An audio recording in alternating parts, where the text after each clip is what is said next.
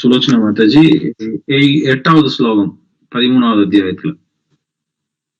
ஓம் நமோ பகவதே வாசுதேவாய. ஓம் நமோ பகவதே வாசுதேவாய. ஓம் நமோ பகவதே வாசுதேவாய. நாராயணம் நமஸ்கிருத்ய நரம் சைவ நரோத்தமம் தேவீம் சரஸ்வதீம் வியாசம் ததோ ஜயமுதீரயேத். नष्टप्रायेष्वभद्रेषु नित्यं भागवत सेवया भगवत्युत्तमश्लोके भक्तिर्भवति नैष्ठिकी. कृष्णे स्वधामोपगते धनमज्ञानादिभिः सह कलौ नष्टदृशामेष पुराणार्कोऽधुनोदितः. ग्रन्थराज Srimad Bhagavatam Canto 1 Chapter 13 Text Number 8. Srimad Bhagavatam ஸ்கந்தம் 1 அத்தியாயம் 13 ஸ்லோகம் 8. युधिष्ठिर उवाच अभिस्मरथनो युष्मत् पक्षछाया समेधितान् विपद्गणात् विषाज्ञादेर् मोचिता यत् समात्रिकाः. மாதாஜி மொழிபெயர்ப்பு படிக்கிறீங்களா? ஹரே கிருஷ்ணா. ஹரே கிருஷ்ணா. மொழிபெயர்ப்பு. யுதிஷ்டிர மகாராஜன் கூறினார், சிற்றப்பா, நீங்கள் எப்படி எங்களையும் எங்கள் தாயாரையும் எல்லா வகையான பேராபத்துக்களில் இருந்து பாதுகாத்து வந்தீர்கள் என்பது உங்களுக்கு நினைவிருக்கிறதா?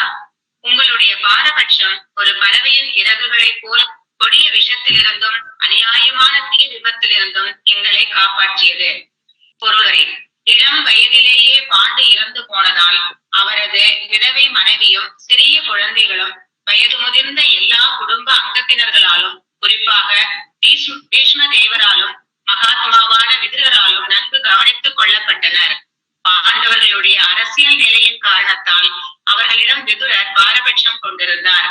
பாண்டு மகாராஜனின் இளம் குழந்தைகளிடம் திருதராஷ்டிரரும் சமமான அக்கறை கொண்டிருந்தார். துடைத்துவிட்டு தனது சொந்த மகன்களை அரியாசனத்தில் அமர்த்த விரும்பினார். துரியோதனனும் அவனது குழுவினரும் கூட அதையே விரும்பி அதற்கான சதி ஆலோசனையிலும் ஈடுபட்டனர். விதுரரால் இந்த சதி திட்டத்தை புரிந்து கொள்ள முடிந்தது. எனவே அவர் திருதராஷ்டிரரிடம் விசுவாசம் கொண்டிருந்த போதிலும் அவரது சொந்த மகன்களின் நன்மைக்காக அவர் கொண்டிருந்த அரசியல் நோக்கத்தை விதுரர் விரும்பவில்லை. எனவே பாண்டவர்களையும் அவர்களது விதவை தாயையும் பாதுகாப்பதில் அவர் மிகவும் கவனமாக இருந்தார். விதுரரின் சாதாரண கண்களுக்கு பாண்டவர்களும் துரியோதனாதிகளும் சமமாகவே காணப்பட்டனர் என்றாலும் ஒரு வகையில் அவர் பாண்டவர்களிடம் பாரபட்சம் கொண்டவராக இருந்தார்.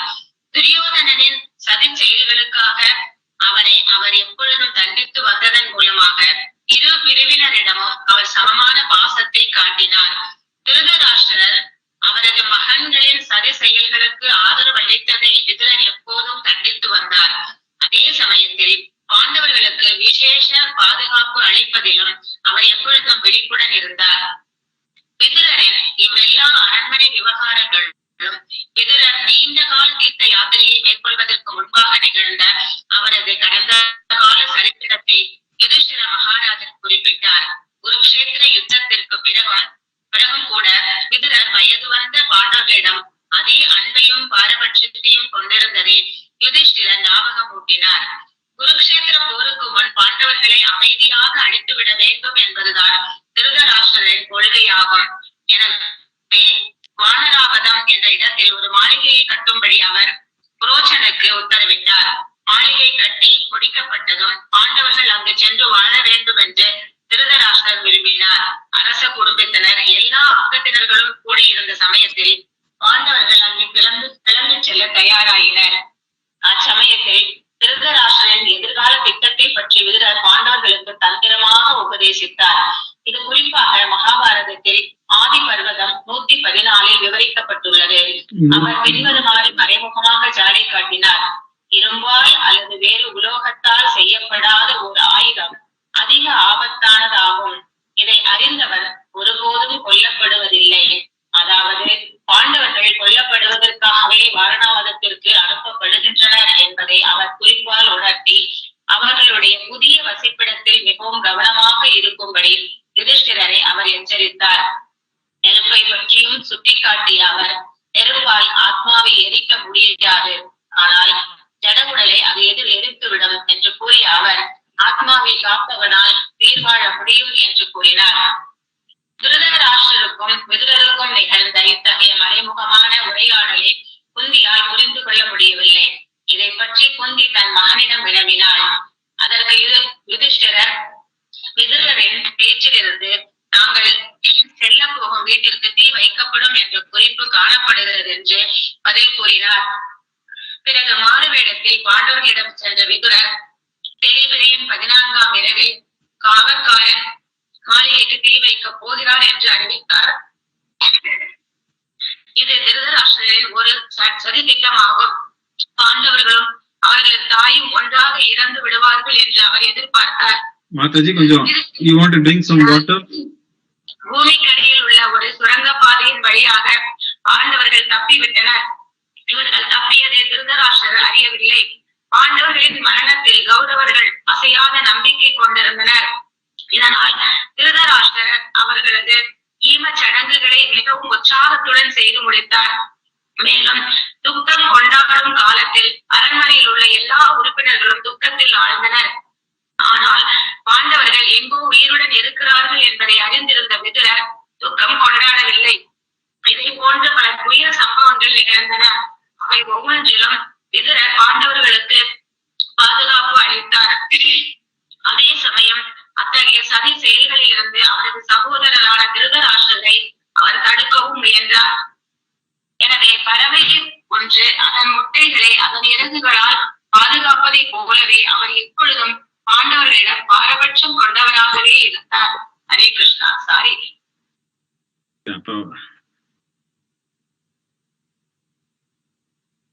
யுதிஷ்டிர உவாச்ச अपि स्मरथनो युष्मत् पक्षच्छाया समेधितान् विपद्गणात् विषाग्न्यादेर् मोर्चिता यत् समात्रकाः ओमज्ञानतिमिरान्धस्य ज्ञानञ्जनशलाकया चक्षुरुन्मीलितं येन तस्मै श्रीगुरुवे नमः। श्रीचैतन्यमनोभीष्टं स्थापितं येन भूतले स्वयं रूप कदा मह्यं ददाति स्वपदान्तिकम्। वन्देऽहं श्रीगुरोः श्रीयुतपरकमलं श्रीगुरुन् वैष्णवांश्च।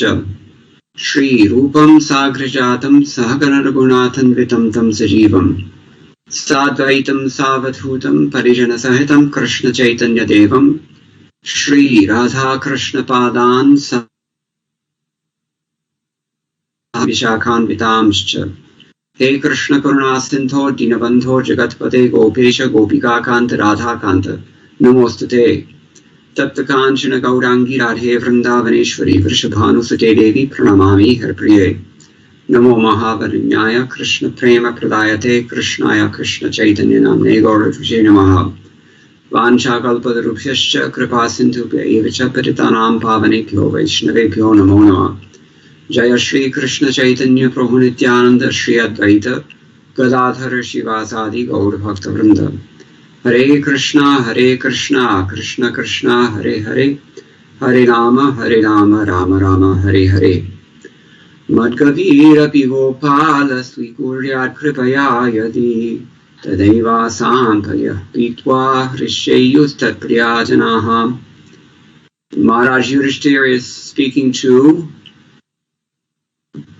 Vidura and he's asking, do you remember how you protected us along with our mother from all kinds of calamities? And he tells him that he feels like they were protected in the way that young birds are protected by the wings of mother bird. இங்க வந்து மகாராஜர் யுதிஷ்டிரர் வந்து தன்னுடைய சிற்றப்பாவான விதுரரிடம் உரையாடி கொண்டிருக்கிறார். அப்பொழுது அவர் வந்து விதுரர் எவ்வாறு தங்களையும் தங்களுடைய தாயையும் பல இன்னல்களில் இருந்து விதுரர் ஒரு பறவை ஒரு தன்னுடைய சிறகுகளை கொண்டு முட்டையை எப்படி அடைகாக்குமோ அதுபோல எங்களை காப்பாத்தினீர்கள் என்று இது உங்களுக்கு நினைவிருக்கிறதா என்று வினவுகிறார். Even now in the English language we have this idiom, to take someone under your wing, means to protect them and to nourish them and train them. எல்லா மொழிகளிலும் இது இருக்கு. ஆங்கிலத்திலும் இந்த மாதிரி எப்படி வந்து இறக்கையை கொண்டு ஒருத்தரை அடை காப்பது என்பது ஒரு வழக்கம், பேச்சு வழக்கம். And nowadays, more than ever before, the western half of the United States is on fire from wildfires that just get out of control. எப்பவும் இல்லாத அளவிற்கு அதிகமாக அமெரிக்காவில், குறிப்பாக மேற்கத்திய அமெரிக்கா பகுதிகளில் பலவிதமாக கட்டுக்கடங்காத காட்டுத்தீயினால பத்தி எரிகின்றது ஒவ்வொரு வருடமும். And anyone who follows the news, you may have noted that there was recently a very disastrous fire somewhere in Colorado. நீங்க செய்திகளை வந்து தொடர்ந்து பார்த்திருந்தீங்கன்னா கேள்விப்பட்டிருப்பீங்க, சமீப காலத்துல கொலராடோ அப்படிங்கிற இடத்துல மிக அதிகமான மிக தீவிர காட்டுத்தீ பரவி இருந்ததுன்னு. I remember many years ago there was similar fire, especially in California they get these fires. California மாநிலத்துல இம்மாதிரி பல முறை இந்த மாதிரியான காட்டுத்தீகளை வந்து நானும் அனுபவிச்சிருக்கேன், பார்த்து. So the firemen, they found in this burnt out section of the forest there was one very old sequoia tree, big pine tree, and it was burnt down to a stump. There was nothing left except the smoldering stump. அந்த மாதிரியான எல்லா இடத்தையுமே பொசுக்கி நிறுத்தி இருக்கிற இடத்துல இந்த தீயணைப்பாளர்கள் வந்து ஒரு மரம் எதுவுமே இல்லாம வெறும் கம்பத்தோட நிக்கிறத பார்த்தார். And inside this blackened stump, it was hollow on the inside. Inside there they found a dead bird. அந்த மரத்தோடைய உள்ளுக்குள்ள வந்து அந்த மரத்தோட உள்ள வந்து மூங்கில் மாதிரி உள்ள ஓட்டை இருக்கு. அந்த ஓட்டைக்குள்ள ஒரு சில பறவைகள் பொசுங்கி செத்து கிடக்கிறத பார்த்தாங்க. And they found the dead bird. When they tried to remove it, they found that this bird was protecting its young ones under its wings in the way that's described in this verse, and died in that process. அப்படி அந்த பறவையை அவங்க வெளியில எடுக்கும் பொழுது அந்த பறவை இந்த ஸ்லோகத்துல சொன்ன மாதிரியே தன்னுடைய குஞ்சுகளை வந்து தன்னுடைய ரெக்க முக்கியமா காப்பாத்துறத பார்த்தாங்க. அந்த குஞ்சுகளும் அதுல பொசுங்கி எரிஞ்சு செத்து போயிருக்கு. So this is the analogy being given here by Yudhishthira Maharaj to Vidura Mahatma. Mahatma விதுரரிடம் இந்த உதாரணத்தை தான் வந்து மகாராஜா யுதிஷ்டிரர் முன்வைக்கிறார். There is not a great deal of commentary given by any of the predecessor acharyas on this verse. இந்த ஸ்லோகத்திற்கு முன்ற வியாக்கியானம் பெரிய விதத்துல எந்த ஆச்சாரியர்களும் கொடுக்கவில்லை. Sridhar Swami says, Pakshino hyapatyani yathati sneha paksha chhayaya vardhayanti tadvad yushmat pakshapata chhayaya samedhitan vardhitan nosman kim smarasa samedhitatvam evam aha vipad ganad yasyan mochitahasma. Just as birds raise their young with great affection under the shade of their wings, likewise, he's asking, do you remember that you protected and nourished and raised us with the shade of your wings? Sridhara சுவாமி இதுக்கு வியாக்கியானம் கொடுக்கறதுல சுருக்கமா என்ன சொல்றாருன்னா, எப்படி ஒரு பறவை தன்னுடைய இறகை கொண்டு தன்னுடைய குஞ்சுகளையும் தன்னுடைய அந்த முட்டையும் அடை காக்குமோ அதுபோல நீங்களும் உங்களுடைய இறகான பாதுகாப்பை வைத்துக் கொண்டு எங்களை வளர்த்தீர்கள், இது உங்களுக்கு ஞாபகம் இருக்கா அப்படின்னு கேட்கிறார். He says, you raised us like this. தெளிவா சொல்றார், நீங்க வந்து எங்களை இப்படிதான் வளர்த்தீங்க. And he particularly mentions that the Mahatma Vidura saved them from so many miseries. They were freed from him, by him. குறிப்பா மகாத்மா விதுரர் எப்படி பாண்டவர்களின் பலவிதமான இன்னல்களிலிருந்து அவர்களை காப்பாற்றினார்கள் அப்படிங்கறத குறிப்பாக இங்க முன்வைக்கிறார். Everyone commenting on this verse uses the same term, Vipad Ganat, just as Kunti Devi did. அனைத்து வர்ணனையாளர்களும் இந்த ஸ்லோகத்திற்கு வர்ணனை அளிக்கையில் விபத் கணாத் அதே வார்த்தையை குந்தி மகாராணியும் தன்னுடைய பிரார்த்தனைகள்ல உபயோகித்திருக்கார். So Sridhar Swami's commentator Vamshidhara, he also says Vishad Duryodhana Dattan Mahatnir Jatu Grihat Adina Nadi Taranadi Graha. That means that by Vishad he means the poisons that were administered by Duryodhana.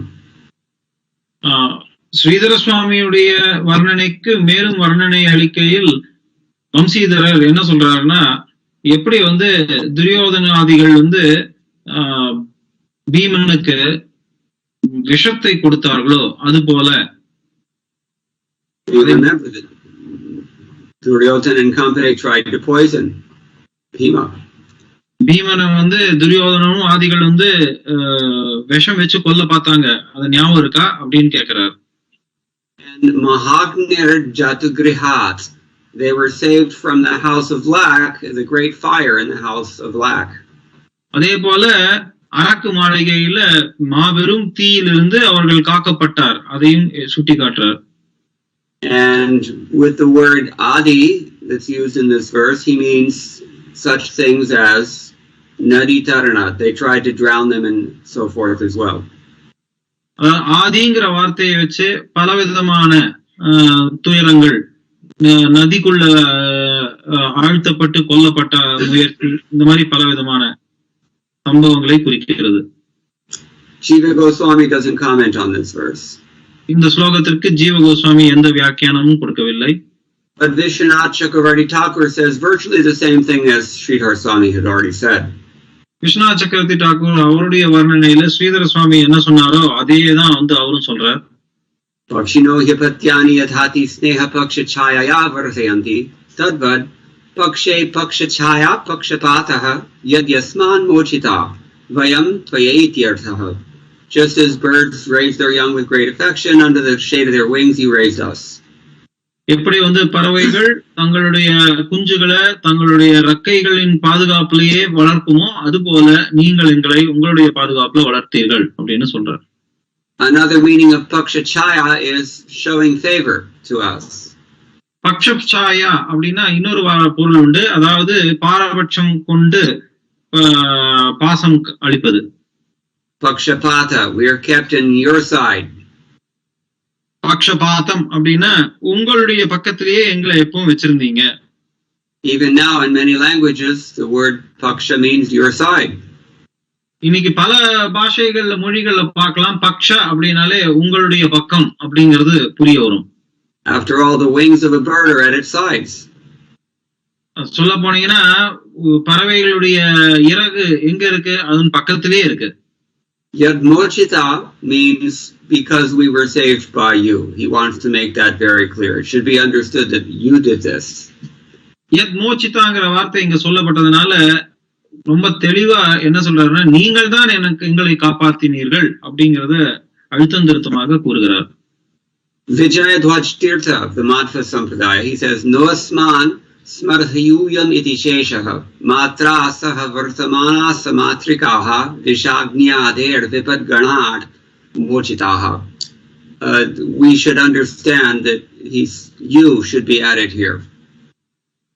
Vijaya Tirthar Madhva சம்பிரதாய ஆச்சாரியர் இதற்கு விளக்கம் கூறுகையில் தெளிவா சொல்றார், தாங்கள் அப்படிங்கிறது இங்க அழுத்தம் திருத்தமாக கூறப்பட வேண்டும். தங்களாலே இந்த பாதுகாப்பு எங்களுக்கு கிடைத்தது அப்படிங்கறத அழுத்தம் திருத்தமாக கூறுகிறார். Smartha, you remember. Do you remember us? This is the question. அதே போல அவர் கேட்கிறார், ஸ்மரதா அப்படின்ற வார்த்தைக்கு என்ன பொருள்னா, உங்களுக்கு ஞாபகம் இருக்கா? And along with our mother, we were freed from a host of calamities such as poison and fire and other things. எங்களுடைய நாங்கள் மட்டும் இல்லாமல் எங்களுடைய தாய் எங்கள் இருவரையும் எல்லோரையும் நீங்க தீ விபத்து விஷம் போன்ற பலவிதமான இன்னல்கள் இருந்து காப்பாத்தினீர்கள். Veeraragavacharya of the Sri Vaishnava Sampradaya, he also adds few comments. Veeraraghavachariar Sri வைஷ்ணவ சம்பிரதாயத்தை சேர்ந்த வீரராகவாச்சாரியர் மேலும் சில கருத்துக்களை சேர்த்து வர்ணனையில் கூறுகிறார். Tadevaha apityadivish chaturbhihi. That's to say that beginning with this verse, 4 of them Maharaj Yudhishthira speaks only four verses, beginning with this one. எப்படி ஆரம்பிக்கிறார்னா இந்த ஸ்லோகத்திலிருந்து 4 ஸ்லோகங்களில் மகாராஜர் யுதிஷ்டிரர் விதுரரிடம் முன்வைக்கிறார்.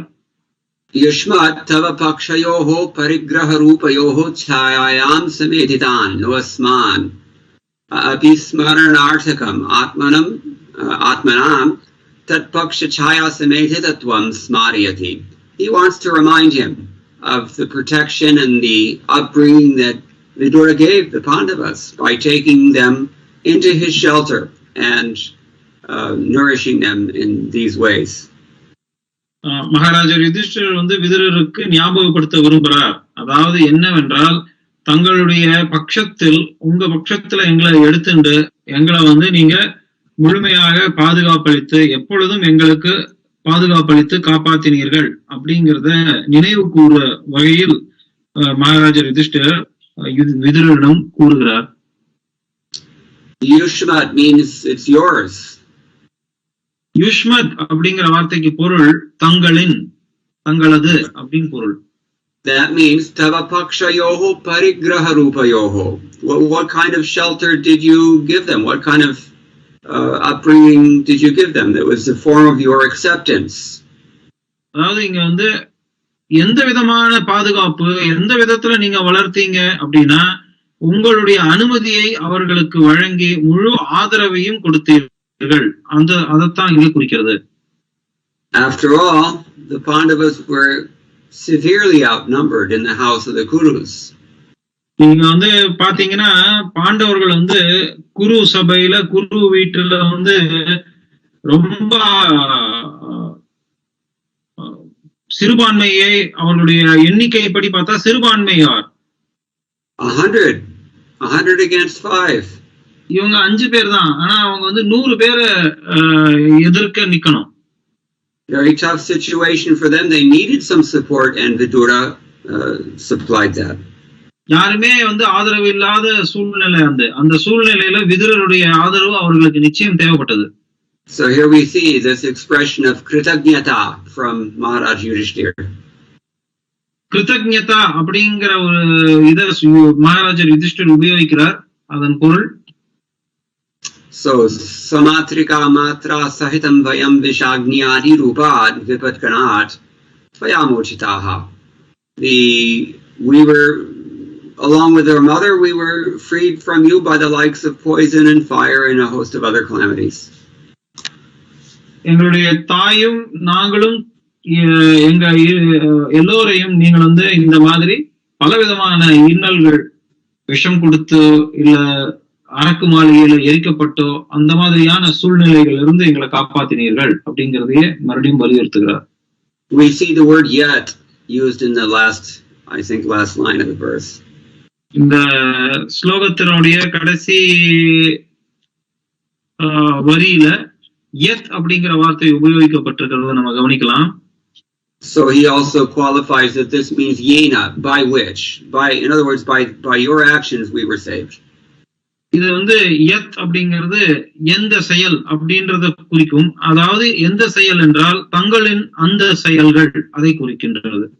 Tasmariti shesha. Therefore you should understand that there's a therefore here as well somewhere. இங்க அதனால் அப்படிங்கிற வார்த்தையும் உபயோகிக்கப்பட்டிருக்கு. அதை நம்ம கவனிக்கணும். It's implicit. அது நம்மளே புரிஞ்சுக்கலாம். Okay, so Srila Prabhupada, of the many things that we get about this verse, they're mostly coming from Srila Prabhupada. All the acharyas are very brief only in their comments. மற்ற ஆச்சாரியர்கள் தங்களுடைய வர்ணனையில ரொம்ப சுருக்கமா தான் இந்த ஸ்லோகத்திற்கு பொருள் உரை வழங்கியிருக்காங்க. ஆனா பிரபுபாதர் நம்ம இந்த ஸ்லோகத்துல என்ன கத்துக்கிறோமோ எல்லாமே பிரபுபாதருடைய வர்ணனையில தான் இங்க கத்துக்க போறோம். Pandu died early, we know this. நமக்கு எல்லாருக்கும் தெரியும், பாண்டு இளம் வயதிலேயே இறந்து போயிட்டார். Sex desire kills everyone. உண்மையில பார்த்தா பாலுறவு ஆசையானது அனைவரையும் கொன்றுவிடும். But in Pandu's case it was immediate and direct. பாண்டுவின் கதையில பார்த்தோம்னா உடனடியாக அது நடந்து விட்டது. So the minor children and widow, they were objects of special care by all the elders of the family, but especially Vidura. அதனால இங்க இளம் குழந்தைகளாக இருக்காங்க, அதுவும் இல்லாம விதவையும் வேற. இவங்க எல்லாருக்குமே வந்து நிறைய பேர் ஆதரவு கொடுத்தாங்க. ஆனா விதுரர் வந்து பிரத்யேகமான ஆதரவு அளித்தார். And Prabhupada notes here that Vidura was partial to the Pandavas. Why? இங்க வந்து விதுரர் வந்து பாண்டவர்களுக்கு பாரபட்சமாக இருந்தார். ஏன் அப்படிங்கறத பிரபுபாதர் சுட்டி காட்டுகிறார். Because of their political position. ஏன்னா இது அரசியல் சம்பந்தமாக அவர்களுடைய நிலையை கண்டு விதுரர் வந்து பாரபட்சமாக இருந்தார். What does that mean? அப்படின்னா என்ன அர்த்தம்? Does it mean that they belong to the same political party, therefore he supported them? அவங்க வந்து அரசியல் ரீதியாக அதே கட்சியை சார்ந்திருந்தார்களா, அதனாலதான் அவர் வந்து அவர்களுக்கு ஆதரவு தெரிவித்தாரா? It suggests that there are politics even in Krishna Leela. இதுல இருந்து என்ன தெரிய வருது? கிருஷ்ணருடைய லீலைகள்ல கூட அரசியல்கள்லாம் நடக்கிறதுங்கிறது தெரிய வருது. Let's continue to get some more clarity about this. இத வந்து இப்ப புரிஞ்சுக்கணும்னா இத வந்து இந்த மேலும் நம்ம இந்த பொருளுரையை பார்க்கணும். So Dhritarashtra was equally careful for all the minor children, but he was interested to get rid of the descendants of Pandu so that he could replace them with his own sons and inherit the kingdom. ஒரு விதத்துல திருதராஷ்டிரன் பாண்டவர்கள் பாண்டுவின் மகன்கள் மீது கவனம் கொடுத்திருந்தா கூட உள்ளூர அவனுடைய விருப்பம் என்னவெனில் இவர்களை எப்படியாவது விரட்டி அடித்தோ இல்ல இவர்களை வந்து எப்படியாவது கொன்று விட வேண்டும். ஏனெனில் அந்த விதத்துலதான் தன்னுடைய மகன்களை அரச அரியணையில ஏற்ற முடியும் அப்படிங்கிற எண்ணத்தை கொண்டிருந்தார். Mahatma Vidura could follow this intrigue. ஆனா இந்த மாதிரியான சதி உள்ளூர சதி செய்யும் எண்ணத்தை மகாத்மா விதுரர் கண்டறிந்தார். He was faithful and affectionate to his older brother. ஒரு விதத்துல அவர் வந்து மூத்த சகோதரரான திருதராஷ்டிரனிடம் நம்பிக்கை விசுவாசத்தோட இருந்தார். But he did not like Dhritarashtra's political ambition for the sake of his own sons. ஆனா திருதராஷ்டிரர் தன்னுடைய சுயநலத்திற்காக மகன்களின் சுயநலத்திற்காக செய்யும் சதி திட்டத்தின் மீது அவர் முற்றிலும் அதை ஆமோதிக்கவில்லை.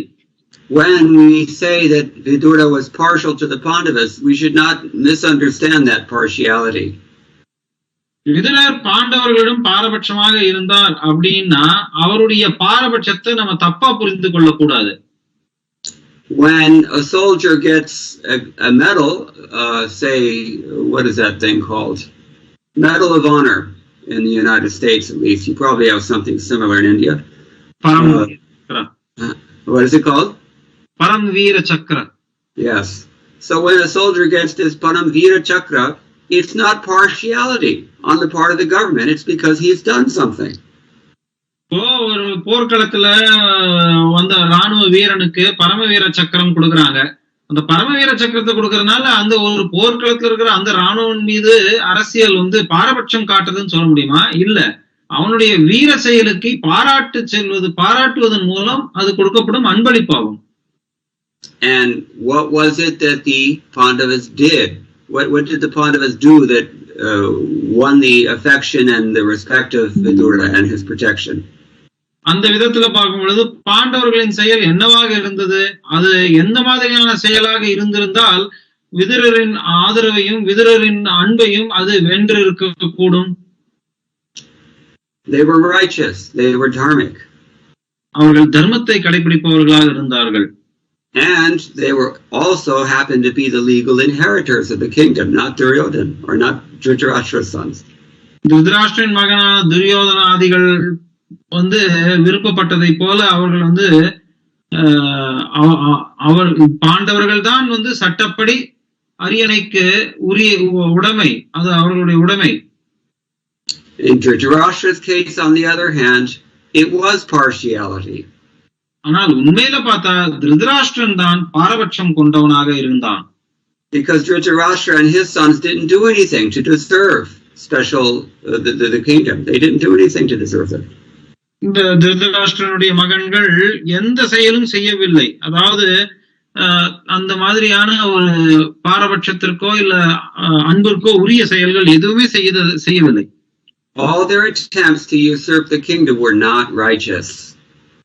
அவர்கள் தர்மத்திற்கு விரோதமான செயல்களை மேற்கொண்டு அதன் மூலம் ராஜ்யத்தை அடைய முயன்றார்கள். அது அதர்மமான செயலாகும். And who is better to judge than Vidura himself? சொல்ல போனா விதுரரை தவிர வேற யாரு நல்ல அதை அந்த நீதி கூற தகுதியானவர்? We'll return to that in a moment.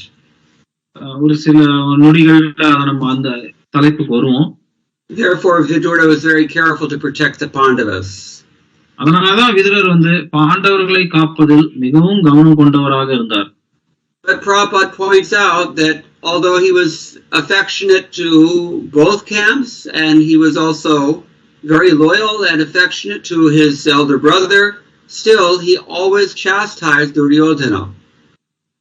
இங்க இரு பக்கத்திற்கும் சமத்துவமாகவும் அதே சமயத்துல இருவர் பக்கத்திலும் விசுவாசத்தோடு தன்னுடைய சகோதரனிடம் விசுவாசத்தோடும் இருந்தாலும் அவர் எப்பொழுதுமே விதுரர் ஒரு விதத்துல பார்த்தா துரியோதனனை கண்டித்து இருந்தார் அப்படிங்கிறது இங்க சொல்லப்பட்டிருக்கு. It's an interesting point to note. Usually we're not encouraged to chastise our elders. நம்ம இத கவனமா இங்க கவனிக்க வேண்டியது என்னன்னா, பெரியோர்களை நம்ம கண்டிக்க கூடாதுங்கிறது தான் நம்மளுடைய பாரம்பரியம். So why is it that Vidura would do this? He is the personification of righteousness, so why would he have this flaw in his character? One can ask like this. தர்மத்தின் ஸ்வரூபமான விதுரர் ஏன் இவ்வாறு நடந்து கொண்டார் என்று ஒரு கேள்வி எழுப்பலாம். We will later study verse 15 which answers this. இந்த வினாவிற்கு 15வது ஸ்லோகத்துல விடை வரும். So by way of giving a preview, I'll just skip ahead a little bit. Srila Prabhupada's purport explains. Srila Prabhupadaruடைய பொருளுரை இதை விளக்குகிறது. As long as Vidura played the part of a Shudra, being cursed by Manduka Muni, Arjuna officiated at the post of Yamaraj to punish those who committed sinful acts. This is the Bhagavatam. இந்த பாகவத்தின் 15வது ஸ்லோகத்துல இருக்கக்கூடிய பொருளுரையில பார்க்கிறோம். விதுரர் ஒரு சூத்திரராக in the middle 15 verse 15 or in the beginning verse 1:13-15. Yeah, 1:13-15 the purport, the beginning of the purport. I just read the translation. Okay. 13வது ஸ்லோக அத்தியாயத்தின் 15வது ஸ்லோகம் மொழிபெயர்ப்பு இருக்கா மாதாஜி, படிக்கிறீங்களா?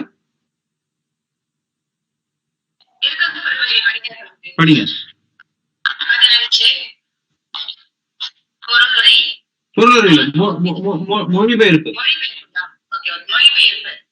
மந்தவிய முனிவரால் சபிக்கப்பட்ட யமராஜன் ஒரு சூத்திரரின் பாகத்தை ஏற்றிருந்த காலம் வரை பாவிகளை தண்டிக்கும் யமராஜனின் பதவியை அறியமா ஏற்று நடத்தினார். We're not told that Vidura was an incarnation of Yamaraj, but that is the fact. ஆனா இங்க என்ன சொல்லப்படவில்லை என்றால் விதுரர் யமராஜருடைய அவதாரம் அப்படிங்கிறது இங்க சொல்லப்படல, ஆனா அதான் உண்மை. So Prabhupada raises this question in his purport. How could Vidura, being born of a Shudra woman and being forbidden even to be a part of the royal heritage, how could he chastise or instruct those who are actually the royals? How could he do this? இங்க பிரபுபாதர் இந்த வினாவை எழுப்புறார். சூத்திரராக பிறந்திருந்த விதுரர் எப்படி அவருடைய மூத்தவர்களுக்கான திருதராஷ்டிரரும் இல்ல அந்த bond அவர்களுடைய சபையில கூட வரத்துக்கு தகுதி இல்லாதவர் எப்படி ஒரு இந்த திருதராஷ்டிரனை போன்ற அரசர்களுக்கும் இல்ல யுதிஷ்டிர் மகாராஜ் போன்ற அரசர்களுக்கு அவர் போதனை அளிக்கும் பிரச்சாரகராக எப்படி இருக்க முடியும்? And Srila Prabhupada gives two answers to this question. இந்த வினாவிற்கு 2 விடைகளை பிரபுபாதர் வழங்குகிறார்.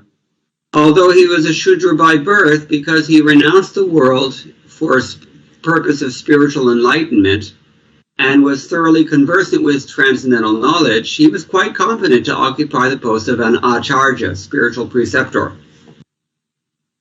இங்க வந்து பிரபுபாதர் கிளியரா தெளிவா சொல்றார், விதுரர் வந்து தன்னுடைய ஆன்மீக முன்னேற்றத்திற்காக, அதுவும் இல்லாமல் மைத்ரேய முனிவருடைய அங்கீகாரத்தின் கீழ் அவர் செயல்பட்டதனாலும், மேலும் ஆன்மீக அறிவில் முற்றிலுமாக தேர்ச்சி பெற்றவராக இருந்த காரணத்தினாலும், அவர் பிறப்பின் அடிப்படையில் சூத்திரராக இருந்தாலும் அவர் பௌதீக வாழ்க்கையை துறந்து ஆன்மீக முன்னேற்றத்திற்காக தம்மை அர்ப்பணித்தனால் அவர் ஆச்சாரியர், அதாவது ஆன்மீக குரு அப்படிங்கிற பதவியை ஏற்பதற்கு தகுந்தவராக திகழ்ந்தார். And Srila Prabhupada paraphrases Chaitanya Charitamrita. Kiba vipra kiba nyashi shutro kene noy, Jai Krishna tattva etha shei guru hoy. இதே ஸ்லோகத்தை தான் ஸ்ரீ சைத்தன்ய மகாபிரபு கூறிய சைத்தன்ய சரிதாமிருத ஸ்லோகமான கிப விப்ர கிப ஞாசி, அந்த ஸ்லோகத்தையே பிரபுபாதர் இங்க மற்ற மேலும் விளக்கியுள்ளார். The gist of it is that anyone, wherever his condition may be in society, if he actually knows Krishna, he's able to act as a guru. அந்த ஸ்லோகத்திற்கான பொருள் என்ன? சமுதாய நிலைப்படி யார் ஒருவர் என்ன பிறப்பாக இருந்திருந்தாலும், எந்த சூழ்நிலையில இருந்தாலும், அவர் கிருஷ்ணரை அறிந்தவராக, கிருஷ்ணருடைய தத்துவத்தில் மிகவும் தேர்ச்சி பெற்ற வல்லுநராக இருக்கும் பட்சத்தில் அவர் நிச்சயமாக ஆன்மீக குருவாக பதவியை ஏற்கலாம்.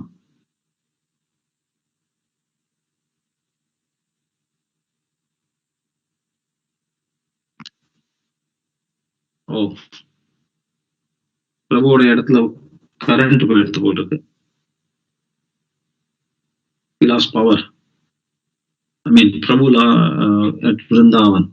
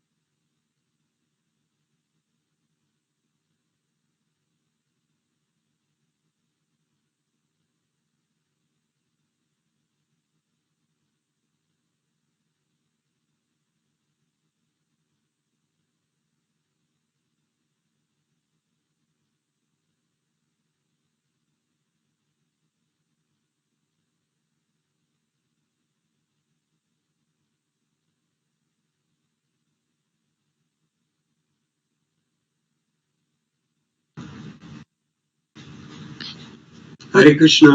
Yes, Prabhu. Sorry. Yes, Prabhu. So, and Prabhupada also notes that even Chanakya Pandit, he said that if you can find gold even in a filthy place, or if you can find a wife even from a lower family, that's fine. Similarly, if you can accept instruction from anyone who knows and speaks with authority on Krishna consciousness, that's okay. அதேதான் சில பிரபுபாதர் இங்க சொல்றார். எப்படி வந்து ஒரு சாணக்கிய பண்டிதருடைய வாக்கியத்தை முன்வைத்து சாணக்கிய பண்டிதர் என்ன சொல்றாருன்னா, அதாவது ஒரு தங்கத்தை குப்பையிலிருந்து எடுக்கலாம், அதே போல ஒரு பெண்ணை கன்யா தானமாக எடுக்கணும்னா கீழ் ஆன்மீக குருவாக நிலை எப்போது என்றால் அவருக்கு கிருஷ்ண பக்தியின் சாராம்ச தத்துவங்களை முற்றிலும் உணர்ந்த பட்சத்தில் அவர் அதை ஏற்று செயல்படலாம். So that is the first part of the answer that Prabhupada gives to the question of how Vidura, although low-born and although younger, still was able to chastise even the elder kshatriyas. எப்படி விதுரர் வந்து கீழ் பிறவியாக இருந்த பட்சத்திலும் அதே சமயத்துல இளையவராக இருந்த பட்சத்திலும் மூத்தவர்களுக்கும் உயர்ந்த குடிமகன்களுக்கும் அவரால் எப்படி போதனைகள் அதையும் தாண்டி கண்டிக்கவும் தகுதி இருந்தது அப்படிங்கிற வினாவிற்கு முதல் பாகமாக இந்த பதிலை பிரபுபாதர் கூறுகிறார். And another thing is that although Vidura definitely took birth as the son of a dasi, but that doesn't mean that he's constitutionally of that nature. இங்க இன்னொன்னு என்ன புரிஞ்சுக்கணும்னா, அவர் ஒரு தாசியின் மகனாக பிறவை எடுத்திருந்தா கூட அவருடைய உண்மையான இயற்கையான நிலை அது அல்ல அப்படிங்கறத நம்ம புரிஞ்சுக்கணும். That was just a result of a curse. He had to play the part of a so-called Shudra for 100 years because of Mandukmani's curse. ஒரு 100 ஆண்டுகளுக்கு அவர் சூத்திரராக நிலையை ஏற்று செயல்பட வேண்டும் என்பது மண்டூக்க முனிவரின் சாபம். அதை ஏற்று அவர் செயல்பட்டார். And Prabhupada points out that he was actually the incarnation of Yamaraj. இங்க பிரபுபாதர் சுட்டி காட்டுறார் அவர் யமராஜரின் அவதாரம் என்பதை. Who knows dharma better than Yamaraj? தர்மத்தை யமராஜரை தவிர வேற யாருக்கு நன்றாக அறிய முடியும்? And he also knew bhakti as well, because Yamaraj is one of the 12 bhakti mahajanas. யமராஜருக்கு தர்மம் மட்டும் இல்ல, பக்தியும் மிக நன்றாக அறிந்தவர். ஏனால் 12 மகாஜனங்களுள் அவரும் ஒருவர். Oh, certainly any mahajan is able to instruct anyone about the goal of life, devotional service. பக்தியோ அல்லது வாழ்க்கையின் குறிக்கோள் என்ன என்பதை நிச்சயம் மகாஜனங்களை போன்ற மகாஜனங்களால் போதிக்கப்பட முடியும்.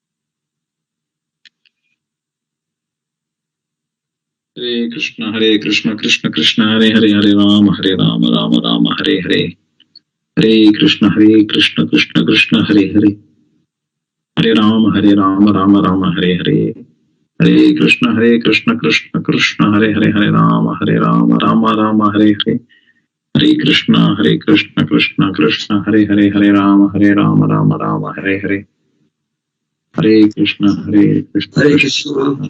Ram Ram Hare Hare Krishna Prabhu. Sorry.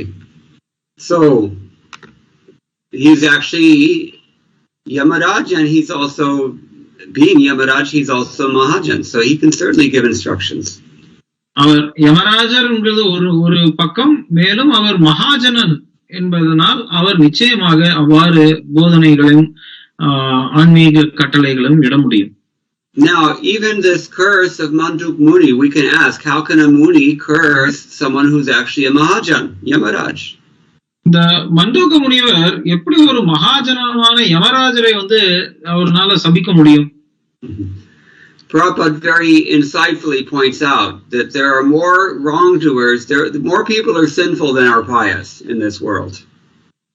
பிரபுபாதர் சொல்றார், நிறைய பேர் புண்ணியங்களை செய்யறத விட பாவங்கள் செய்யறவங்க தான் அதிகமா இருக்காங்க.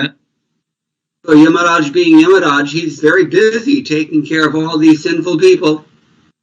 யமராஜர் அவருடைய கடமையை செய்யணுங்கிறதுனால இந்த பாவகரமான மக்களை கண்டிக்கிறதுல ரொம்ப மும்மரமா இருக்கார்.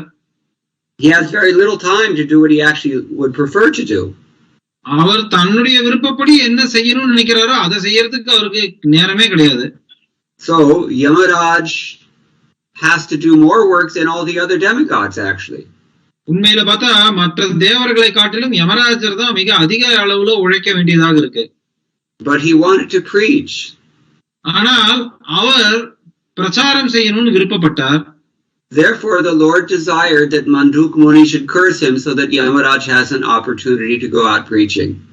அதனால மண்டூக்க முனிவர் மூலம், அவர் மண்டூக்க முனிவரின் சாபத்தின் மூலம் யமராஜர் பூலோகத்திற்கு வந்து பிரச்சாரம், பகவானை பற்றி பிரச்சாரம், விதுரராக பிரச்சாரம் செய்வார் என்பதை விரும்பினார். அதனால் அந்த ஏற்பாடை செய்தார். And this is, of course, this is not like chutti. It's not like a vacation. இங்க நீங்க வந்து அவர் வந்து உல்லாச பயணமாக வந்தார்னு சொல்ல முடியாது, கிடையாது, நிச்சயம். All devotees are servants. எல்லா பக்தர்களும் பகவானுடைய சேவகர்கள். So Vidura came, Yamaraj came in this Vidura incarnation, and he worked very hard as a great devotee. விதுரராக அவதரித்த யமராஜர் மிக கடுமையாக ஒரு பெரும் பக்தர், தூய பக்தராக கடுமையாக உழைத்தார். Srila Prabhupada says even the Lord sometimes comes as a hog. நம்ம என்ன சொல்றதுக்கு இருக்கு, பகவானே வந்து அவதாரம் எடுக்கும் பொழுது ஒரு பன்றியாக வருகிறார். But he's above all these creatures. நிச்சயமாக அவர் இந்த பிராணிகளின் எல்லாத்திற்கும் மேலோங்கி திகழ்பவர் அல்லவா. So sometimes the Lord's authorized devotees, they have to come and take lower births in order to play that role and reclaim conditioned souls. அதனாலதான் சொல்றார், சில சமயங்கள்ல பகவானுடைய அங்கீகரிக்கப்பட்ட பக்தர்களும் ஒரு சில நேரங்களில் கீழ்நிலை பிறப்பை ஏற்று குறிப்பாக கட்டுண்ட ஆத்மாக்களை மீண்டும் பகவானுடைய திருநாட்டுக்கு அழைத்துச் செல்வதற்காக இம்மாதிரியான பாத்திரங்களை ஏற்று நடக்கின்றனர். So how that curse transpired is explained by Vishwanath Chakravarti Thakur in his commentary. இந்த ஸ்லோகத்திற்கு இந்த பாவம் எப்படி வந்து மாற்றம் பெற்றது அப்படிங்கிறது வந்து விஸ்வநாத் சக்கரவர்த்தி டாக்கூர் தன்னுடைய வர்ணனையை விளக்குகிறார். So once there were soldiers of a king were chasing some thieves. இதுக்கு உதாரணம் சொல்றச்சே, ஒரு சில அரசருடைய காவலாளிகள் வந்து ஒரு களவாளி நபரை துரத்தி கொண்டு வருகின்றனர். And these thieves, they were in the vicinity of Mandakya Muni. மண்டக முனி எங்கு வசித்துக் கொண்டிருந்தாரோ அது பக்கத்துலதான் இந்த திருடர்களும் இருந்தார்கள். So the thieves, they put all the stolen goods next to the sage and they took off. அவங்க என்ன பண்ணாங்க, அவங்க திருடின எல்லா வஸ்துக்களையும் மண்டக முனிவரின் பக்கத்துல வச்சுட்டு ஓடி போயிட்டாங்க. So because the Muni was implicated, the constables of the government, they arrested all of them together, including the sage. இந்த விதத்துல முனிவர் வந்து அகப்பட்டதனால அவரும் அவருடைய அத்தனை அந்த உடைமைகளையும் சேர்த்து அந்த காவலாளிகள் அவரை கைது செய்து விட்டார். And by the king's order, they were all impaled. What's that, Prabhu? They were all impaled. I don't know how to translate that word. Yeah, how do you say this? They were stabbed, basically. They were killed. ஆனா அதே சமயத்துல அரசருடைய கட்டளைப்படி என்ன பண்ணாங்க, இந்த அனைவரையும் வந்து குத்தி கொல்லப்பட்டனர். Impaled means you have a stake in the ground and the person is pushed on top of that stake. அதாவது அது என்ன சொல்லுவாங்க, நம்ம ஊர்ல கூட அதுக்கு எனக்கு தமிழ்ல பேர் தெரியல, குழி இருக்கும், அந்த குழிக்குள்ள ஒரு முள்ளா இருக்கும், அங்க அதுல வந்து இந்த செக்குன்னு சொல்லுவாங்களா, அதுல போட்டு அமுத்தின உடனே அவங்க எல்லாம் கொல்லப்படுவார்கள். So the sage was angry and went to Yamaraj. What did I do that I was punished like this? அப்போ அந்த முனிவர் வந்து யமராஜர் கிட்ட போறார். யமராஜர் கிட்ட போய் அவர் வந்து நான் என்ன செஞ்சேன், நீ வந்து என்ன இந்த மாதிரி கொல்லப்பட வச்ச அப்படின்னு கேக்குறார். He says, as a boy, you pierced a grasshopper with a tip of kusha grass as play, but you are culpable. நீ வந்து ஒரு விளையாட்டு சிறுபிள்ளையா இருக்கும் பொழுது, யமராஜர் பதில் சொல்றாரு, நீ சிறுபிள்ளையா இருக்கும் பொழுது ஒரு பூச்சி இருந்தது, அந்த வெட்டுக்கிளி மாதிரி பூச்சி, அந்த பூச்சியை வந்து ஒரு புல்லோட நுனிய வச்சு குத்தி நீ விளையாட்டுத்தனமா அதை கொன்ன. It's wrong actually what Yamaraj said. உண்மையிலே யமராஜர் என்ன சொன்னாரோ அது தவறு. And Yamaraj should know better. யமராஜருக்கு தெரிஞ்சிருக்கணும். But again, this was the Lord's arrangement. இது நிச்சயமா பகவானுடைய ஏற்பாடு. அதனால children before the age of 12, they're not responsible for their actions. The parents are responsible. 12 வயதுக்கு முன்னாடி அதுக்குள்ள இருக்கக்கூடிய குழந்தைகள் அவர்களுடைய செயல்களுக்கு அவர்கள் பொறுப்பல்ல, அவர்களுடைய பெற்றோர்கள் தான் பொறுப்பு. Yamaraj should know this. Of all people, Yamaraj should know. தர்மத்தின் சொரூபமாக இருக்கக்கூடிய யமராஜருக்கு இது நிச்சயம் தெரிஞ்சிருக்கணும் அல்லவா? But again, this is Krishna's desire to please Vidura by giving him a chance to come to this world and preach Krishna consciousness. ஆனா இது கிருஷ்ணனுடைய விருப்பம். விதுரராக யமராஜர் வந்து கிருஷ்ண பக்தி இயக்கத்தை நல்லா மேலும் கிருஷ்ண உணர்வை பரப்ப வேண்டும் என்பது அவருடைய விருப்பமாக இருந்தது. And Prabhupada tells the same story in his purport, of course. இதே கதையை தான் வந்து பிரபுபாதர் வந்து தம்முடைய பொருளுரையிலும் சொல்றார். In other places we hear the same thing. இதே மாதிரி பல இடங்கள்லயும் இதை நம்ம கேட்டிருப்போம். So this is the second part of the answer as to why he could criticize his brother. அதனாலதான் அவருக்கு என்ன உரிமை இருந்தது விதுரருக்கு அப்படிங்கிறதுக்கு இது இரண்டாம் பாகம் இந்த விளக்கம். So this is Mahatma Vidura, and this is how it is that Maharaj Yudhishthira is reminding Vidura of all of his affectionate dealings and care that he had given. He was grateful. அதனால மகாராஜர் விதுரருடைய புகழை வந்து போற்றி புகழ்ந்து மகாராஜர் யுதிஷ்டிரர் மிகவும் நன்றி கடனோடு அவரை வந்து அவரிடம் விளக்குகிறார். So in many cases, many different stories are there that show time after time after time Vidura is giving them protection, the Pandavas. இது மாதிரி மீண்டும் மீண்டும் பல விதங்கள்ல பல இடங்கள்ல விதுரர் வந்து பாண்டவர்களுக்கு பாதுகாப்பு அளித்தார் அப்படிங்கறது வந்து பல கதைகள் சொல்லப்படுறது பல இடங்கள்ல. Just as a bird protects its eggs by its wing.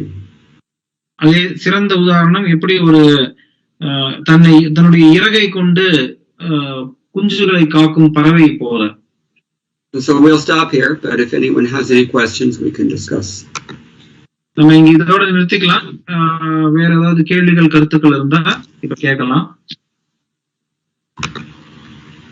Are there any questions from Google Meet? I'm asking. In the Google Meet. Okay. Shivakumar Prabhu. Hare Krishna Prabhu, Dandavat Prams Prabhu. Prabhu, one question from today's sloka. The tolerance we hear and read that it's one of the important attribute for practicing Krishna Bhakti. But at times when the karmic reactions come up in life, Prabhu, it becomes very difficult to kind of phase it out and to kind of maintain the motivation in Krishna Bhakti. It becomes very difficult to continue. So I just wanted to hear from you, Prabhu, as to some practical tips of how can we practice tolerance, Prabhu. Hare Krishna. இன்னைக்கு ஸ்லோகத்திலையும் பொருளுரையிலும் நம்ம என்ன படிச்சோம்னா பொறுமை அப்படிங்கிறது மிக முக்கியமானது ஒன்று. அந்த பொறுமை வந்து நம்ம கிருஷ்ண பக்தியில பயிற்சி செய்யும் பொழுதும் ஒரு சில சமயங்கள்ல பொறுமையை இழக்க வாய்ப்பு நேருகின்றது. நம்ம வந்து உங்களிடமிருந்து நான் கேட்டு எப்படின்னா என்ன கேட்க விரும்புறேன்னா இந்த பொறுமையை எப்படி காப்பது பக்தியிலும் கூட. இதற்கு ஏதாவது ஒரு சிறு வழிமுறைகள் இருந்தால் எடுத்து கூறுங்கள். Practical tips about tolerance. You mean practical tips as in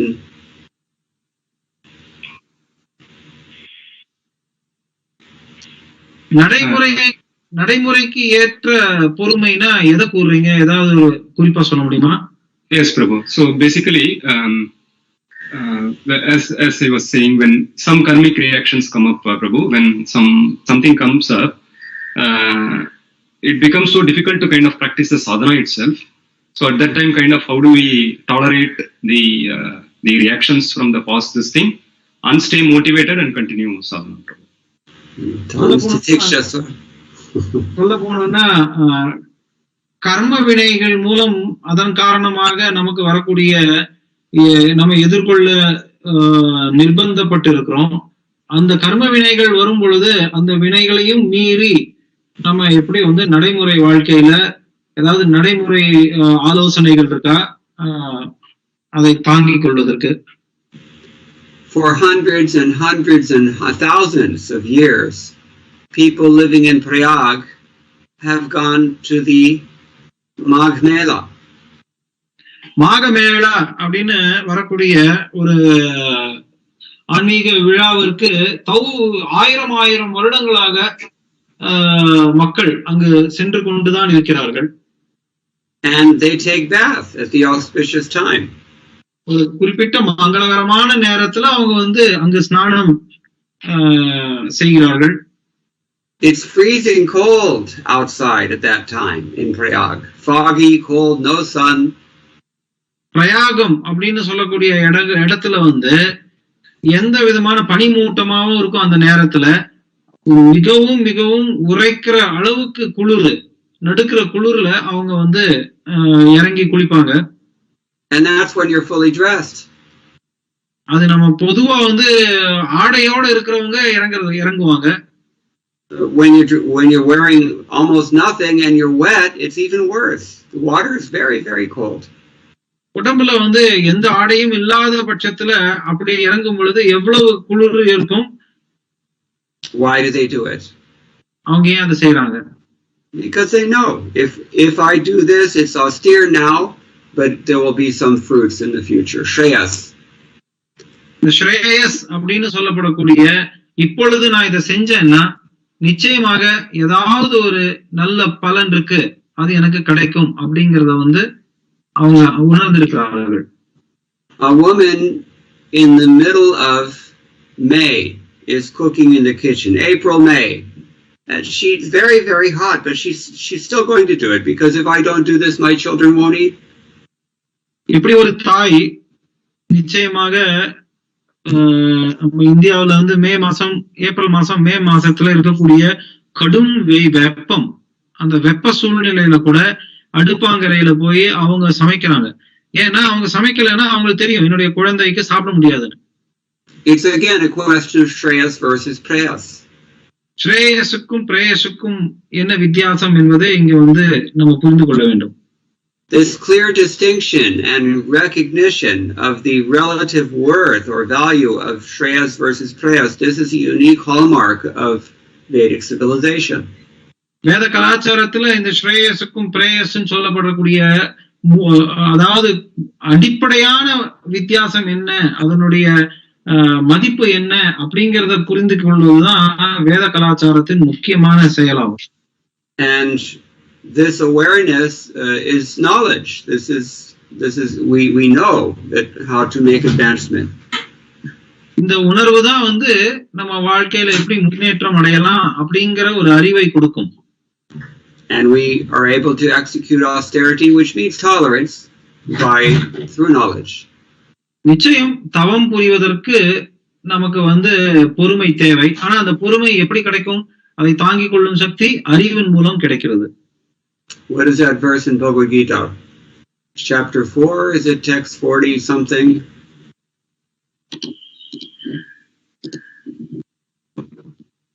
A faithful person who subdues his senses very quickly achieves the supreme spiritual peace. I don't remember the Sanskrit just offhand. You remember?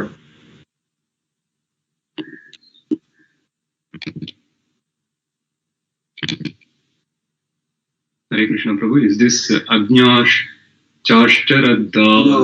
No. But you're warm.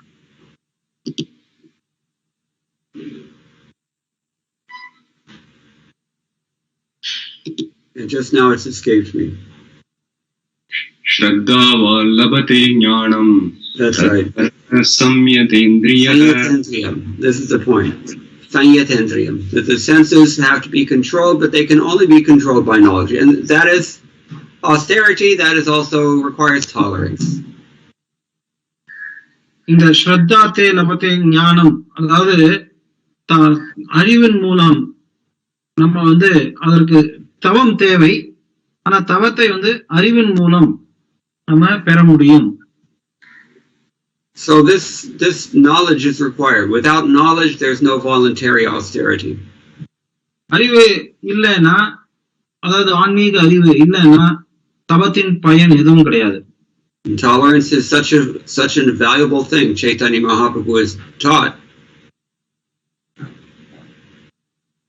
பொறுமை என்பது மிக முக்கியமானது. சைத்தன்ய மகாபிரபு கொடுத்த போதனைகள்ல பொறுமை என்பது, தாங்கும் சக்தி என்பது மிகவும் முக்கியமானது. According to Krishnadas Kaviraj Goswami, the third verse of Shikshastika, we should string it around our neck so that we remember it all the time. Trinadapi sunichena turodava sahishnuna amanina manadena kirtaniya sadaharihi. Krishnadas கவிராஜ கோஸ்வாமி சொல்றது போல இந்த சைத்தன்ய சரிதாமிரதத்தின் இந்த ஸ்லோகங்கள்ல மூன்றாவது ஸ்லோகமாக சிக்ஷாஷ்டகம் ஸ்லோகத்தின் மூன்றாவது ஸ்லோகமாக இருக்கும் திருநாதபி சுனிச்சேனா அப்படிங்கிற ஸ்லோகத்தை நம்ம எப்படி ஞாபகம் வச்சுக்கணும்னா அதனுடைய ஒவ்வொரு வார்த்தையும் நம்ம நல்லா புரிஞ்சு நம்ம கழுத்துல எப்படி மாலையை கட்டிக்குவோமோ அது போல நம்மளுடைய மனதில் அது மாலையாக கட்டி நிலைத்திருக்க வேண்டும்ங்கிறார். We cannot apply that verse without knowledge. It's not possible. Knowledge is absolutely required. அந்த ஸ்லோகத்தை நீங்க நடைமுறை வாழ்க்கையில செயல்படுத்தணும் அப்படின்னா அதுக்கு முக்கியமா ஆன்மீக அறிவு தேவை. அந்த அறிவு இல்லாம அதை செயல்படுத்தவே முடியாது. Not only knowledge but detachment also. வெறும் அறிவை மட்டும் இல்ல, அதற்கு போருமான தகுந்த வைராகியமும் தேவை. Vairagya means tolerance, practically speaking.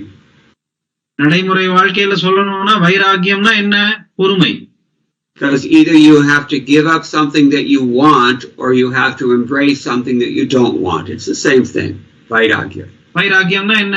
உங்களுக்கு பிடிச்சது எது தேவையோ அதை விட தயாரா இருக்கணும். எது தேவையில்லையோ அது வந்தால் அதை ஏற்றுக்கொள்ள தயாராக இருக்கணும்.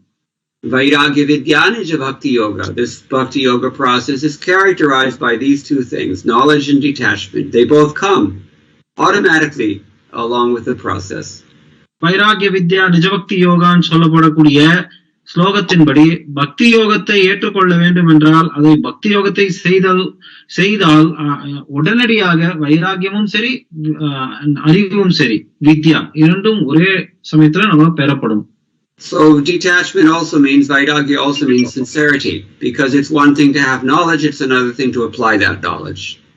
வைராகியம் என்றால் நேர்மையையும் குறிக்கும். ஒரு பக்கம் நம்ம அறிவை பெற்று இருக்கலாம், ஆனால் அந்த அறிவை நம்ம செயல்படுத்த தயாராக இருக்கணும்.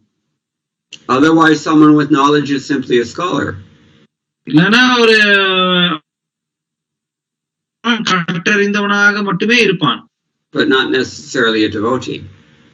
அவன் பக்தனாக செயல்படுவது உத்தரவாதம் இல்லை. But somebody who is sincere enough to actually apply his knowledge, even though it's difficult to do that and requires a lot of tolerance, that person is going to make advancement. ஆனா யார் ஒருவன் அவன் பெற்ற அறிவை நடைமுறையில செயல்படுத்தி அதற்கான தேவையான பொறுமையை வளர்த்து கொண்டு அதை செயல்படுத்துகிறானோ அவன் தான் உண்மையான ஆன்மீக முன்னேற்றத்தை அடைபவன். So that person will get the supreme peace. அவனே மிக உயர்ந்த அமைதி நிலையை அடைய முடியும். Nachirenadhigachati. Very quickly he'll get that peace. அதுவும் வெகு விரைவில் அவன் அந்த அமைதியை அடைந்து விடுவான். This is why Srila Prabhupada constantly told us, read my books every day.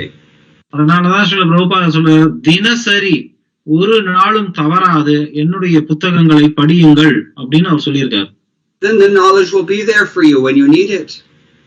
அப்ப நீங்க தொடர்ந்து படிச்சீங்கன்னா உங்களுக்கு எப்ப தேவையோ எப்பெல்லாம் தேவையோ அந்த நேரத்துல உங்களுக்கு அந்த அறிவு உங்க கூடவே இருக்கும். Otherwise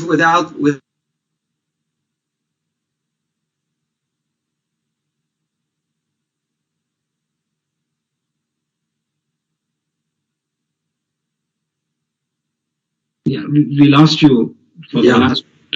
Otherwise, if we don't have knowledge, then when the situation becomes very trying and difficult, we will simply abandon the situation. We'll jump ship. அதனால என்ன ஆகும்னா நம்ம இந்த அறிவை தொடர்ந்து படித்து வளர்த்து கொள்ளவில்லைன்னா நமக்கு பிரச்சனைகள் வரும். அந்த பிரச்சனைகள் வரும் பொழுது நம்ம அறிவை உபயோகிக்க தெரியாம நம்ம இந்த இயக்கத்தை விட்டே ஓடி போயிடுவோம். Or when the temptation is too strong, then we just cave in. Weakling.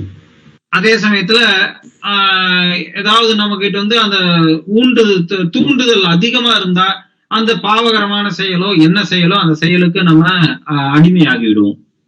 Why did Srila Prabhupada take so much trouble in the middle of the night to write all these books if not to help us cultivate knowledge?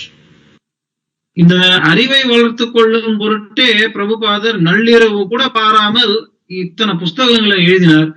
இல்லைன்னா அவர் எதுக்கு இந்த மாதிரி புஸ்தகங்களை எழுதணும்? So that is our austerity for now. We have to hear from Srila Prabhupada, and then we'll find. If we hear, if we follow this process, if we chant nicely, we will have tolerance. We will develop for sure.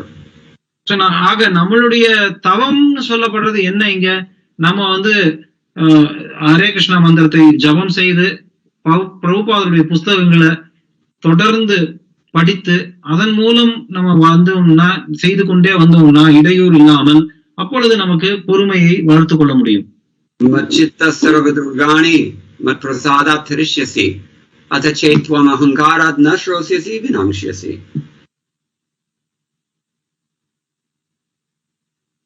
You know the verse?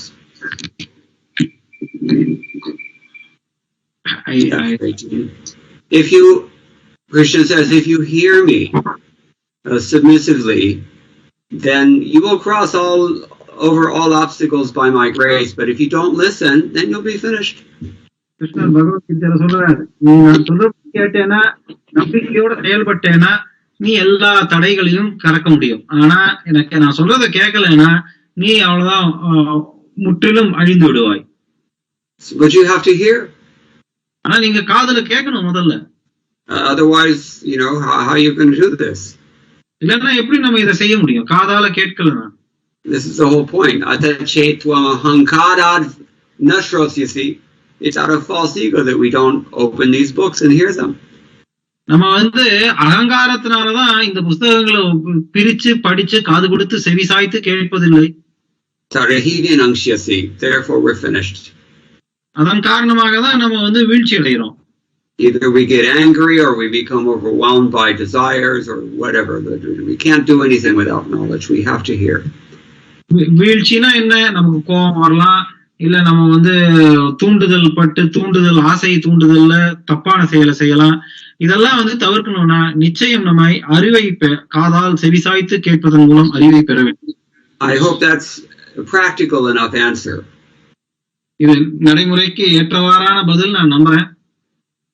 Yes, Prabhuji. Hare Krishna. I'm not sure how you give a practical tip on something that's intangible.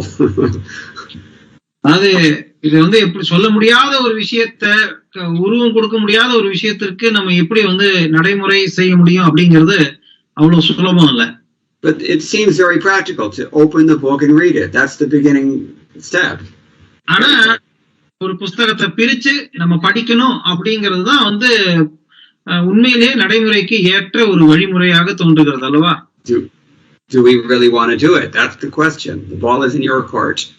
ஆனா பந்து எந்த பக்கம் இருக்கு? நம்ம கிட்டதான் இருக்கு. நம்ம தான் செயல்படுத்தணும். புஸ்தகத்தை எடுத்து படிக்க விரும்புறோமா வேண்டாமா? And the clock is ticking.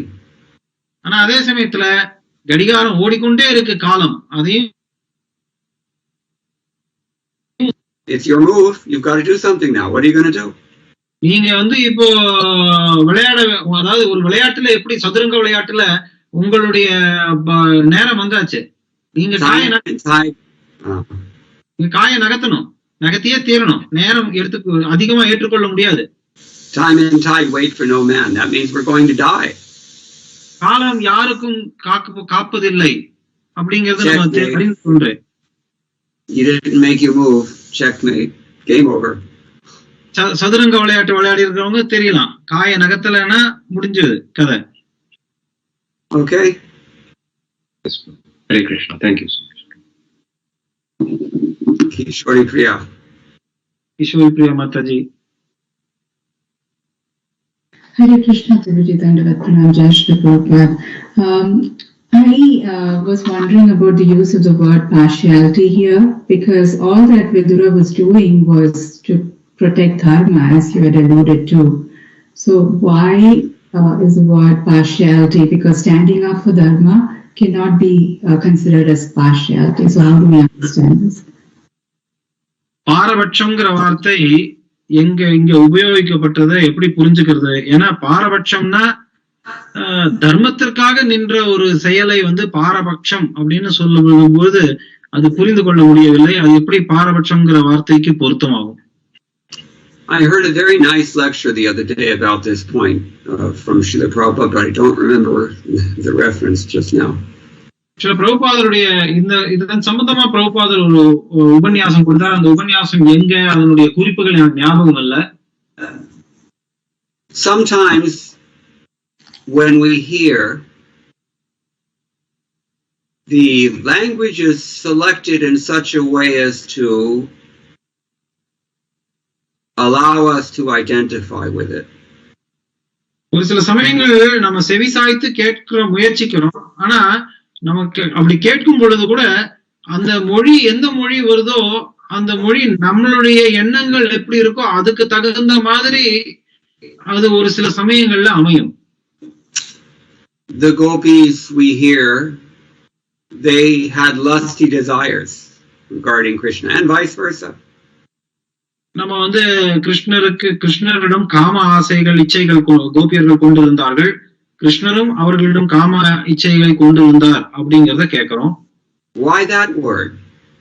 அப்ப ஏன் அங்க காமம் அப்படிங்கிற வார்த்தையை உபயோகிக்கப்பட்டிருக்கு? When we know they're far above this. நமக்கு தெரியுது இவர்களுடைய நிலை உன்னத நிலைன்னு தெரியுது. அப்ப ஏன் அந்த வார்த்தையை உபயோகிக்கிறாங்க? Similarly, in this case, the word partiality is used because that's what it looks like to us. அதே விதத்துல தான் இங்க பாரபட்சம் அப்படிங்கிற வார்த்தை உபயோகிக்கப்பட்டிருக்கு. ஏன்னா நம்மளுடைய கண்ணோட்டத்திலிருந்து நம்ம பார்க்கும் பொழுது நமக்கு அப்படி பாரபட்சமாக தான் தோன்றுகிறது. Unless we recognize this subjective experience, then how are we going to correlate it with what we're actually being told to listen to hear? Knowledge. அதாவது உண்மையான அறிவை நம்ம பெறணும்னா அதுக்கு சம்பந்தமான ஒரு விதத்துல நம்ம உணரலைன்னா எப்படி இந்த அறிவை நமக்கு பெற முடியும்? So Srila Prabhupada many times he discusses this partiality. பல இடங்கள்ல இந்த பாரபட்சம் அப்படிங்கிற வார்த்தையை உபயோகித்து அதன்படி அவர் விரிவா கூட பேசியிருக்கிறார். And it's also, he gives this analogy that when a child does something for the parents, then the parents are not being partial because the child is the one who instigated the exchange, the reciprocation. ஒரு குழந்தை தாய்க்கு பெற்றோர்களுக்கு ஏதாவது ஒரு விதத்துல ஒரு உதவியோ இல்ல ஏதோ ஒரு விதத்துல செஞ்சதுன்னா அந்த அந்த பெற்றோர்கள் பாரபட்சம் காட்டின மாதிரி இருக்கலாம். ஆனா அதுக்கு மூல காரணம் பெற்றோர்கள் கிடையாது, அந்த குழந்தையுடைய செயல் தான் அதுக்கு காரணம். Actual partiality is prejudice. உண்மையே பாரபட்சம் அப்படின்னா ஒருதலை பட்சமாக செயல்படுவது. But when Srila Prabhupada uses the word sometimes, he's not really talking about that. ஆனா சில சமயங்கள் அப்படிங்கறதுல பிரபுபாதர் உபயோகிக்கும் பொழுது அவர் இந்த மாதிரியான ஒருதலை பட்சத்தை பேசுறது இல்ல. He's talking about the special treatment that Krishna gives his devotees because his devotees give up everything for him. அதாவது கிருஷ்ணர் பிரத்யேகமான விசேஷ கருணையை விசேஷ விதத்துல தன்னுடைய பக்தர்களை நடத்தி கொள்கிறார். ஏன்னா பக்தர்கள் அவருக்காக அனைத்தையும் கொடுக்கின்றனர். It's antithetical to partiality. உண்மைன்னு சொல்லணும்னா பாரபட்சத்திற்கு எதிர்மறையான கருத்தாகும் இது. But the world sees it as partiality. This is why Prabhupada is using this word. That's my understanding. என்னுடைய கருத்துப்படி என்னன்னா இந்த உலகம் அப்படிப்பட்ட ஒரு உன்னத உறவை பாரபட்சம் அப்படிங்கிற விதத்துல தான் புரிஞ்சுக்கிறது. அதனால பிரபுபாதர் அந்த வார்த்தையை உபயோகிக்கிறார். So it's not really that kind of partiality, but Prabhupada calls it that. ஆனா இது அந்த மாதிரியான ஒருதலை பட்சமாக செயல்படும் பாரபட்சத்தை குறிப்பதில்லை. இருந்தாலும் பிரபுபாதர் பாரபட்சம்ங்கிற வார்த்தையை உபயோகித்துள்ளார். Just like Rupa Goswami uses the term Kamanuga Bhakti. Kamanuga. ரூப கோஸ்வாமி பலமுறை ஒரு காமானுக பக்தி அப்படிங்கிற வார்த்தையை உபயோகிக்கிறார். You're not following your desires. You're not following your lust. நீங்க காம இச்சை காம வெறியில திரியறதுன்றது அதுக்கு பொருள் இல்ல. But for an audience of conditioned souls, there is hardly a better word to use than that, because only that word will adequately express the intensity of that experience. ஆனா கட்டுண்ட நிலையில இருக்கக்கூடிய நபர்களுக்கு அந்த வார்த்தையை தவிர வேற எந்த வார்த்தையை உபயோகிச்சாலும் அந்த சூழ்நிலையின் உண்மையான கருத்து என்ன என்பதை புரிந்து கொள்ளவே முடியாது. We have these doubts about Krishna, that he's partial to his devotees or that his devotees are partial to each other, etc., etc. நம்ம கிட்ட நிறைய பலமுறை நம்ம சந்தேகம் கொள்வது என்னன்னா, கிருஷ்ணர் வந்து தன்னுடைய பக்தர்கிட்ட மட்டும் பாரபட்சம் காட்டுறாரா, இல்ல இந்த பக்தர்களும் ஒவ்வொருத்தர்கிட்ட ஒரு பக்தர்கிட்ட அவர் பாரபட்சம் காட்டுறாரா, இப்படி சந்தேகங்கள் எழலாம். And so unless we use this word partiality, we will not recognize that this is what I have doubts about. This is what he's talking about.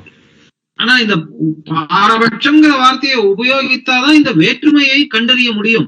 இல்லைன்னா நமக்கு வந்து உண்மையான பொருள் என்னன்றதை புரிந்து கொள்ளவே முடியாது. At least that's my understanding of the situation here. என்ன நடந்திருக்கு இந்த சூழ்நிலையில இதுதான் சரியான கருத்துங்கிறது என்னுடைய புரிந்துணர்வுபடி நான் சொல்றேன். Okay. Thank you, Prabhuji.